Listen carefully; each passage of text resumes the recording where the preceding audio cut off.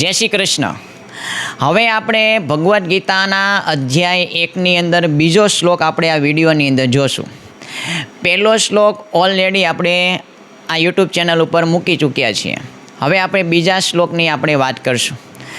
દ્રષ્ટા તુ પાંડવાનિકમ વ્યુંઢમ દુર્યોધનસ્તદા આચાર્યમુપસંગમ્ય રાજા વચનમ બ્રવીત. આ શ્લોક છે સંજય બોલે છે અને ધૃતરાષ્ટ્રને કહે છે. આ શ્લોકનો મતલબ એમ છે કે દુર્યોધનને પણ થોડોક અમથો ડર છે. શેનાથી ડર છે? કારણ કે કુરુક્ષેત્રના મેદાનની અંદર પાંડવોની સેના એટલી વ્યવસ્થિત રીતે ગોઠવાયેલી છે કે દુર્યોધનને ડર લાગે છે. એટલે એ સમયે એમના ગુરુ દ્રોણાચાર્ય પાસે જાય છે. અને દ્રોણાચાર્ય કોણ છે?